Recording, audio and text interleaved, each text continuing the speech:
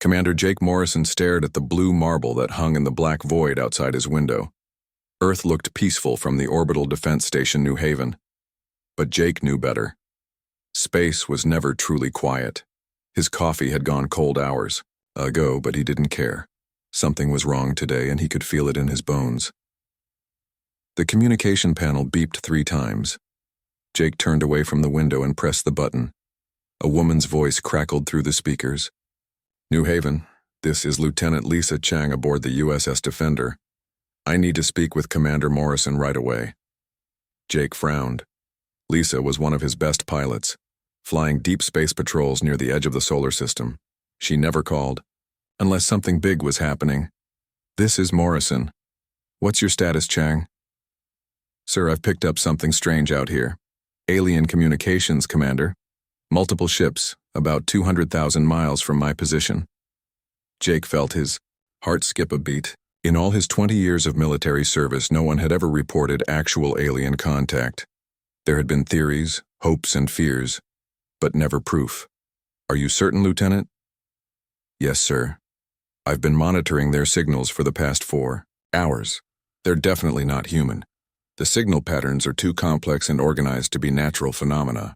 Jake pressed another button on his panel. Lieutenant Ben Parker, report to the command center immediately. Within minutes, Ben Parker rushed into the room. He was young, maybe 25, with messy brown hair and thick glasses. Ben was the best communications officer Jake had ever worked with. Commander, what's the situation? We may have first contact, Parker. I need you to link up with Lieutenant Chang's ship and analyze whatever she's picked up. Ben's eyes went wide behind his glasses. Real aliens, sir?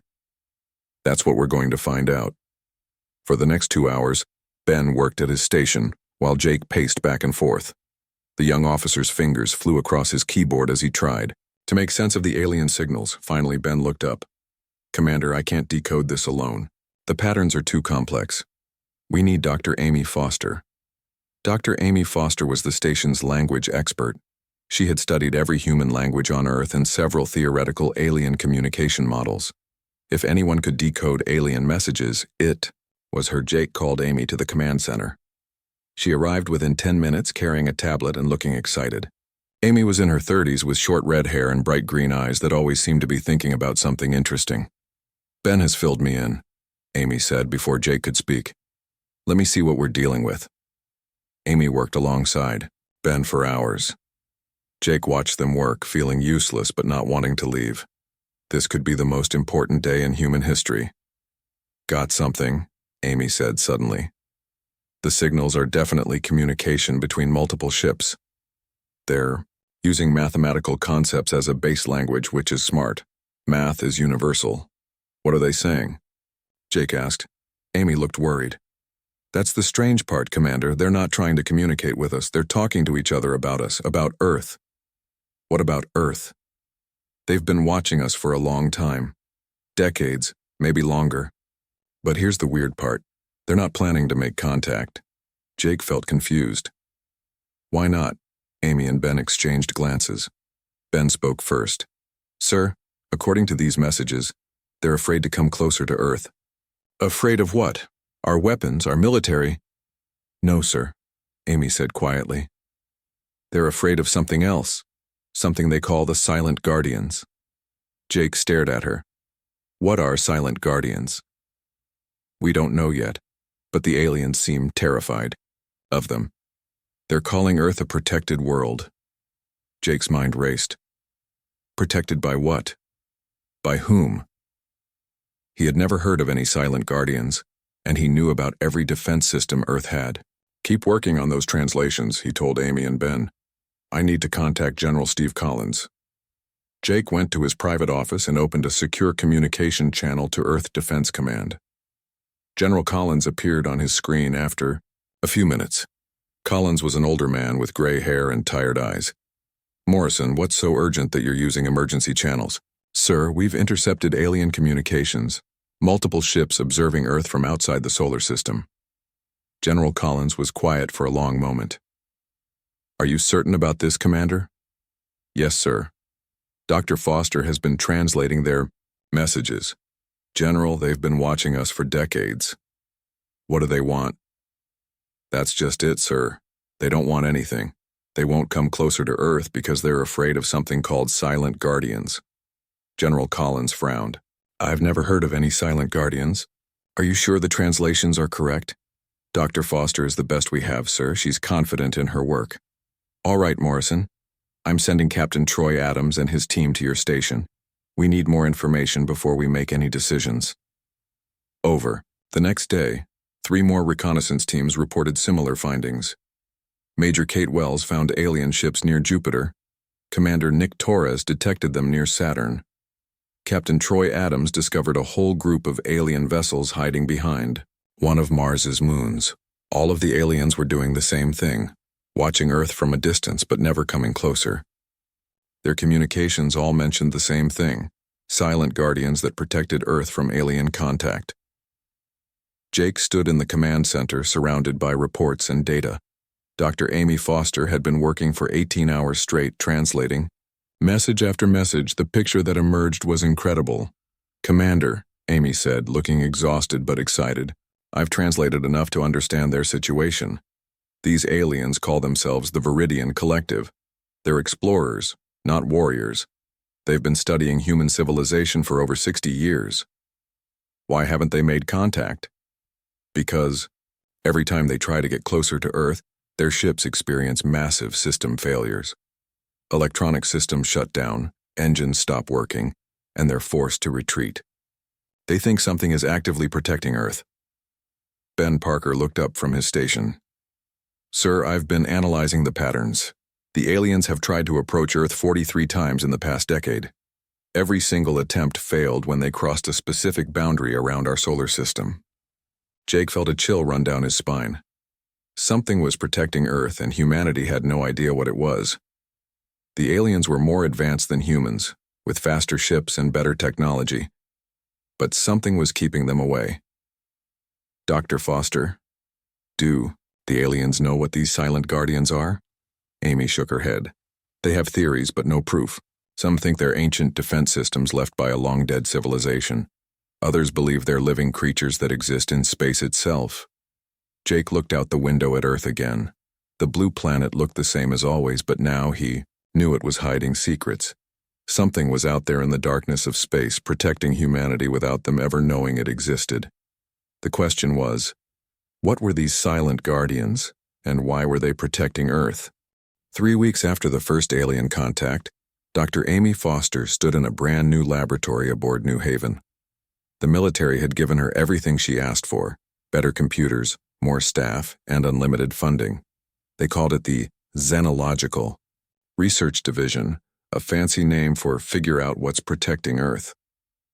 Amy worked alongside Dr. Carl Evans, a physicist who had spent his career studying space anomalies. Carl was a tall, thin man with wild gray hair who always seemed to be thinking about 3 things at once. Today he was staring at a wall covered in charts and equations.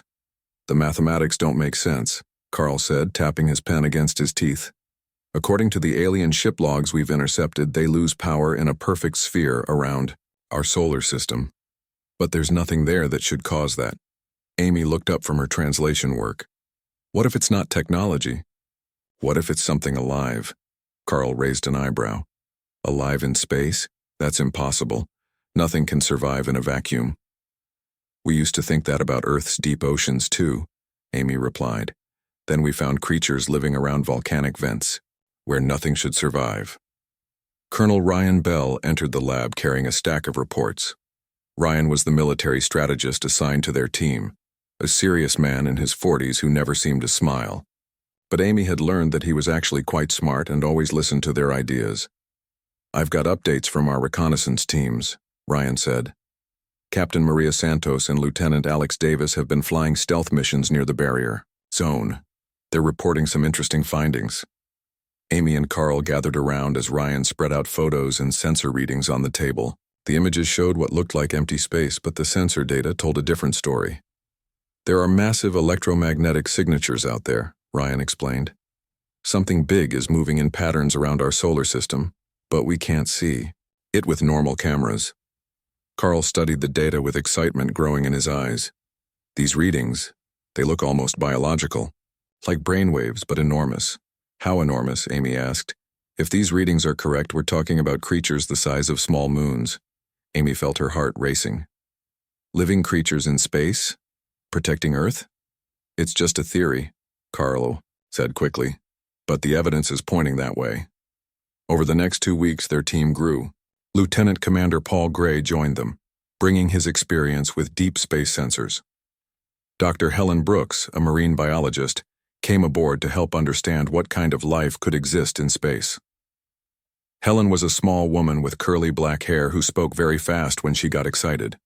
She spent most of her time looking at the sensor data and comparing it to patterns she knew from Earth's oceans. Look at this, Helen said one morning, pointing to her computer screen. These movement patterns match what we see in whale pods on Earth. They're traveling together, communicating, maybe even hunting. Hunting what? Paul asked. Cosmic radiation, electromagnetic fields, maybe even solar wind. If something could feed on energy instead of food, space wouldn't be empty to them. It would be like a huge ocean full of dinner. Amy translated more alien messages while the others worked on understanding these space creatures. The aliens called them different names: Silent Guardians, Void Protectors, the Invisible Fleet. But all the messages said the same thing. These creatures had been protecting Earth for a very long time. Captain Danny Cole volunteered to pilot the first close-up mission to study one of these beings. Danny was fearless, the kind of pilot who would fly through an asteroid field just to see what was on the other side. His ship, the Ranger, was equipped with every sensor the team could think of. Amy watched from the command center as Danny's ship approached the coordinates where they believed one of the creatures was located. For the first hour, everything seemed normal. I'm not seeing anything out here, Danny reported over the radio. Just empty space and stars. Keep moving forward slowly, Paul instructed. The sensors say something is there. Then Danny's voice changed. Wait, something's happening. My instruments are going crazy. There's something massive right in front of me, but I can't see it. Suddenly, Danny's ship shook violently. I'm getting some kind of electrical discharge. It's not hostile, though. It feels like something is trying to communicate. Amy grabbed the radio. Danny, describe exactly what you're experiencing. It's like gentle lightning, Dr. Foster. The electrical patterns are rhythmic, almost like music. My computer is recording everything. The electrical patterns that Danny's ship recorded were unlike anything they had ever seen. When Amy and her team analyzed them, they found something incredible. The patterns contained mathematical sequences, and even some basic symbols that matched human language structures. It's trying to talk to us, Amy whispered. Dr. Carl Evans was practically jumping with excitement. These creatures aren't just protecting Earth randomly, they're intelligent. They know we're here, and they want to communicate. But the biggest discovery came when Helen Brooks compared the electrical patterns to biological data from Earth. She ran into the lab one evening, holding a tablet and breathing hard. You're not going to believe this, she said. I've been comparing the creature's electrical patterns to brain scans of various Earth animals. The patterns match whale songs. What do you mean? Amy asked. I mean, these space creatures communicate the same way whales do in our oceans. But these patterns are much more complex. If whales on Earth have the intelligence of dolphins, these space creatures have the intelligence of humans, maybe more. Amy felt chills run down her arms. So we have giant, intelligent whale-like creatures living in space around Earth, protecting us from alien contact. That's exactly what I'm saying. Colonel Ryan Bell had been quiet during this discovery, but now he spoke up. The question is, why? Why are they protecting us? What makes Earth so special that these creatures would dedicate their lives to guarding it? Amy turned back to her translations of alien messages. She had been working on the newer communications, the ones where the Viridian Collective discussed Earth's importance. What she found made her hands shake. I think I know why, she said quietly. According to the aliens, Earth isn't just another planet with life. They call it a Genesis world. What's a Genesis world? Carl asked. Amy looked at her teammates, knowing that what she was about to say would change everything they thought they knew about Earth and humanity. According to the Viridian Collective, A Genesis world is a planet where intelligent life developed completely on its own, without any outside influence. They're incredibly rare. In this entire galaxy, there are only 7 Genesis worlds. The room was completely silent. The aliens have been studying us because consciousness that develops naturally is the most precious thing in the universe. And these space creatures, these void whales, as I'm starting to think of them, have been protecting that precious consciousness for millions of years. Amy looked around at her team. We're not just another species, and Earth isn't just another planet. We're one of the original sources of consciousness in the galaxy, and something has been keeping us safe since the beginning. Dr. Amy Foster had not slept in 2 days. The breakthrough in communication with the void whales had changed everything. She sat in her lab with Tim Reed, a communication specialist who had arrived from Earth 3 days ago. Tim was young and eager, with steady hands and a mind that understood complex signal patterns better than anyone Amy had ever met. The electrical patterns are getting stronger, Tim said, adjusting the sensitive equipment they had built. I think they want to tell us something important. Amy nodded and looked at the data flowing across her screens. Over the past week, the void whales had been sending more frequent messages. The patterns were becoming clearer, more organized, like they were learning how to talk to humans. Dr. Grace Moore entered the lab carrying a cup of coffee and looking excited. Grace was a biologist who specialized in how different species communicated. She had been working day and night to understand how the void whales thought and spoke. I've made a connection, Grace announced. The whale songs we recorded from Earth's oceans have similar mathematical structures to what the void whales are sending us. I think they're related somehow. Related how? Amy asked. I'm not sure yet, but the patterns suggest a common origin. Like they come from the same family tree but separated by millions of years. Suddenly, every screen in the lab lit up with activity. The communication equipment started making sounds they had never heard before. Deep, musical tones that seemed to come from everywhere at once. Tim's hands flew over his controls. Dr. Foster, they're sending us something big. This isn't just communication. It's like they're downloading information directly into our computers. Amy watched in amazement as symbols, pictures, and mathematical formulas filled their screens. The void whales were showing them something incredible, the history of Earth and the galaxy itself. The first images showed Earth millions of years ago, but it looked different. There were creatures in the oceans that Amy had never seen before, and some of them were clearly intelligent. They had built cities underwater and had developed technology that used biology instead of metal and electronics. Grace, are you seeing this? Amy asked. Grace stared at the images with wide eyes. These creatures, they look like early whales, but they're using tools and building structures. This is impossible. Whales on Earth never developed this kind of technology. The images continued, showing these ancient whale-like beings developing space travel. But their ships were not metal rockets. They were living creatures that could survive in the vacuum of space. Amy watched as these beings left Earth's oceans and began exploring the galaxy. Tim pointed to his screen. Look at this timeline they're showing us. This happened over 50 million years ago, long before humans existed. The story the void whales told was incredible. These ancient Earth whales had discovered other planets with intelligent life, but they also found something terrible, creatures that fed on consciousness itself. These parasites would find planets with thinking beings and consume their ability to be aware, leaving behind empty shells. They're showing us other Genesis worlds, Amy whispered. Look. The screens showed beautiful planets with different kinds of intelligent life.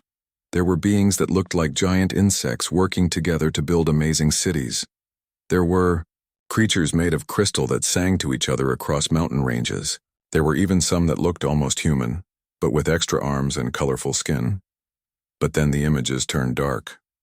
The parasite creatures arrived at these worlds like a plague.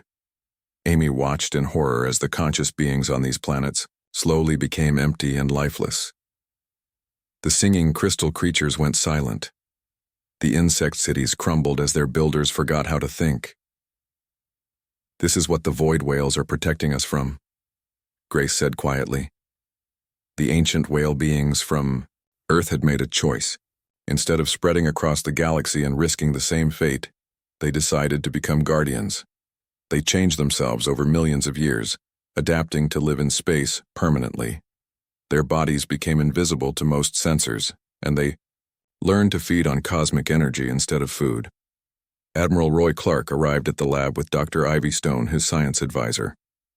Roy was a stern man with gray hair who usually didn't believe in anything he couldn't see with his own eyes. But even he looked amazed at what the screens were showing.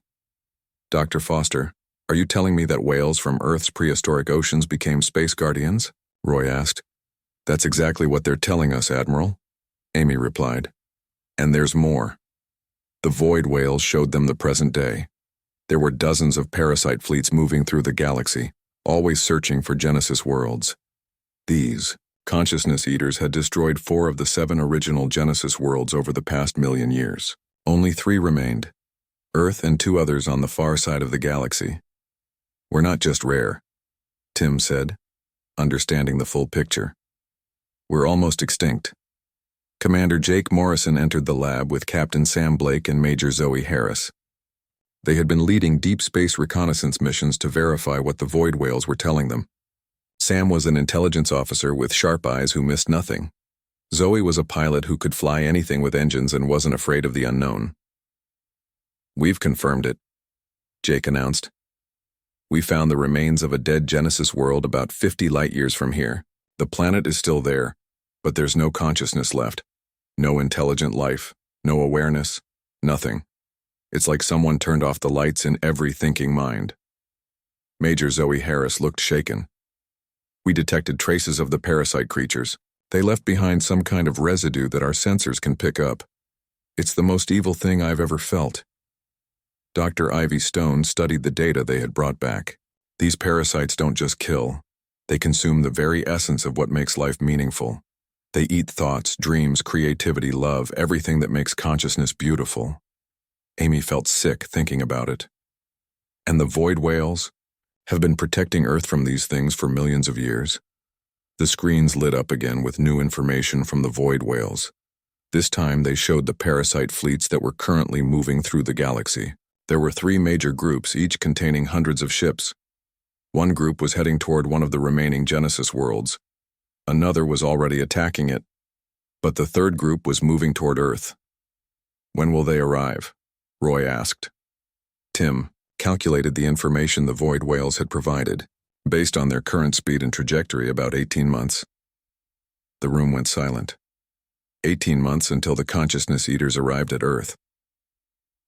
The void whales sent one final message that day. Amy translated it carefully, knowing that every word was important. "They're asking for our help," she said.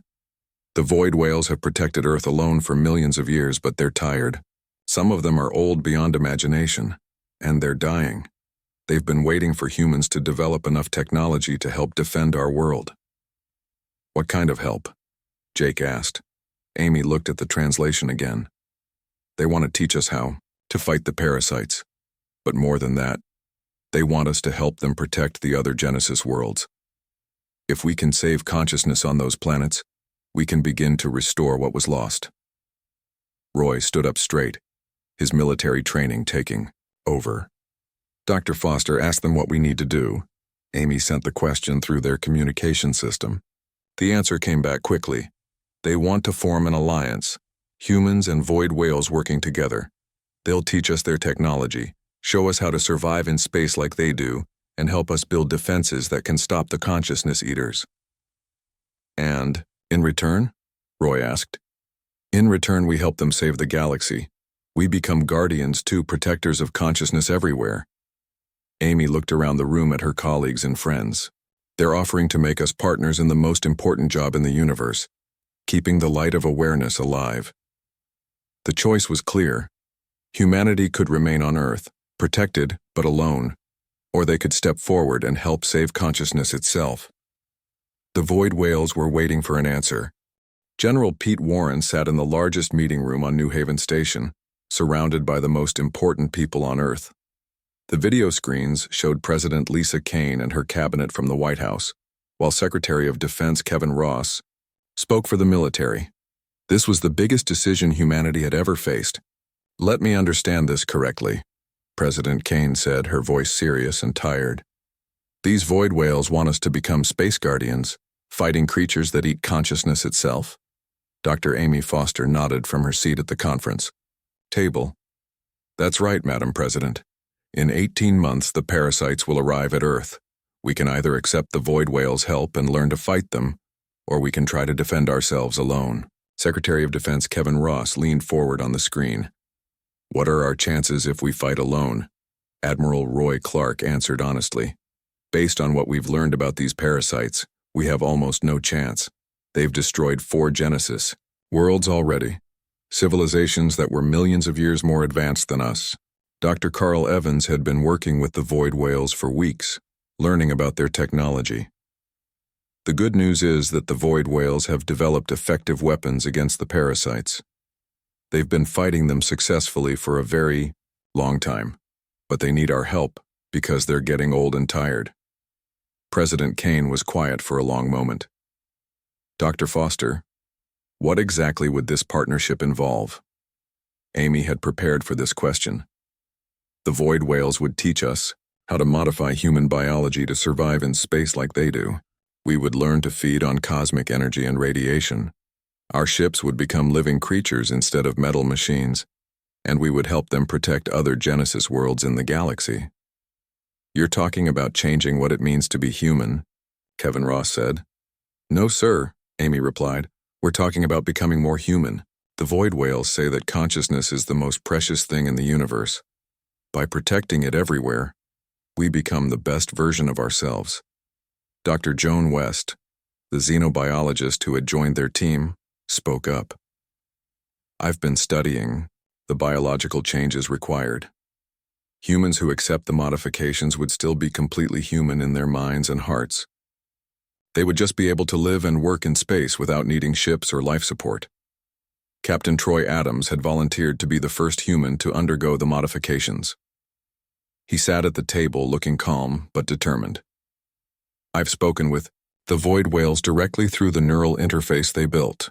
It's like talking to the wisest, kindest beings you can imagine. They don't want to change us. They want to help us grow. The Viridian Collective had finally been invited to send a diplomatic ship to Earth under void whale protection. Their ambassador, speaking through translation equipment, had confirmed everything the void whales said. Fleet Admiral Doug Price had been skeptical at first, but even he was convinced now. I've seen the evidence of the dead Genesis worlds. I've reviewed the tactical data about the approaching parasite fleets. We need allies, and the void whales are offering to be the best allies we could ask for. Ambassador Claire Hunt had been chosen to represent Earth in all diplomatic contact with alien species. She was a calm, intelligent woman who understood the importance of what they were discussing. The Viridian Collective has been waiting 300 years for the chance to meet us safely, Claire said. They've told us about dozens of other species who want to form peaceful relationships with a Genesis world. If we accept the Void Whales partnership, we become the center of a galaxy-wide alliance. President Kane looked around the room at all the experts and military leaders. What's the vote from our people? Have we asked what humanity wants? General Pete Warren answered. We've conducted surveys worldwide. 78% of people support accepting the alliance. Most humans are excited about the idea of protecting consciousness throughout the galaxy. Dr. Grace Moore had been working with volunteers who wanted to undergo the biological modifications. We have over 10,000 people who have volunteered for the first group of space guardians. Scientists, pilots, soldiers, teachers, artists, people from every part of human society. Commander Jake Morrison stood up. He had been promoted to Admiral after his role in discovering the void whales, but he still felt like the same person who had looked out at Earth and wondered what was protecting it. Madam President, I've spent my entire career protecting Earth from threats we could see. Now we know about threats we never imagined, and we have the chance to not just protect Earth, but to protect consciousness everywhere. I think we have to take that chance. President Kane made her decision. Dr. Foster, please tell the void whales that humanity accepts their alliance. We're ready to become guardians. The next 6 months changed everything. The first group of Human volunteers underwent the biological modifications with help from void whale technology. Captain Troy Adams was the first, and he described the experience as becoming more alive than he had ever felt before. The modified humans could survive, in space without suits, breathing cosmic radiation like air. They could communicate directly with the void whales through biological signals. Most importantly, they could sense the consciousness-eating parasites from great distances. Lisa Chang had volunteered to be one of the first space guardians. She floated outside New Haven Station, her body glowing slightly with the cosmic energy she now absorbed for food. Through the neural link, she could feel the presence of void whales throughout the solar system. "It's incredible," she reported to Jake. "I can sense the thoughts and dreams of every conscious being for light years around. Humans on Earth, the Viridian diplomats, even some animals. It's like being connected to the universe itself." Ben Parker and Dr. Helen Brooks had also accepted the modifications. They formed the core of a new communication network that linked human space guardians with void whales across the galaxy.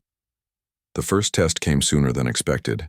Long-range sensors detected a small group of consciousness parasites approaching the outer edge of the solar system. Jake led a joint human void whale team to intercept them. The battle was unlike anything in human history. The parasites appeared as dark, twisted shapes that seemed to absorb light and hope itself. But the combined force of void whales and human guardians drove them back with weapons that used pure consciousness as ammunition. "We did it," Major Zoe Harris said over the communication link. She had volunteered for the modifications and now served as a pilot for living ships grown from void whale biology. "We actually stopped them." But the real victory came later. Captain Danny Cole led the first mission to help defend one of the other Genesis worlds under attack by parasites. Working with void whales and the native species of that world, they successfully drove off a major parasite fleet. "We saved an entire civilization," Danny reported when he returned to Earth. "Billions of conscious beings who would have been consumed by the parasites. They're calling us the Guardian Alliance now." Amy stood in her lab, which had become the center of interspecies communication. Representatives from dozens of alien species had come to Earth to join the Alliance. The Viridian Collective had become close friends and partners. Even some former enemy species had switched sides when they learned about the parasite threat. Jake, now Fleet Admiral of the Guardian Alliance, looked out at space from his command ship. It was a living vessel grown from human and void whale biology, capable of traveling between stars and supporting human crews for years. "Dr. Foster, do you ever regret our choice?" he asked Amy over the communication link. Amy smiled as she watched. Human children playing with young Viridian aliens in the station's recreation area. "Never. We're not just protecting consciousness, we're helping it grow and spread throughout the galaxy." The consciousness-eating parasites still existed, but they were no longer the dominant force in the galaxy. The Guardian Alliance had grown to include hundreds of species, all working together to protect the most precious thing in the universe: the ability to think, feel, dream, and be aware. Humanity had found its true purpose among the stars. They were no longer just another species, trying to survive. They were guardians of consciousness itself, working with their ancient protectors to keep the light of awareness burning bright throughout the galaxy. And in the vast darkness of space, the void whales sang songs of joy, no longer alone in their eternal mission to protect the miracle of conscious life.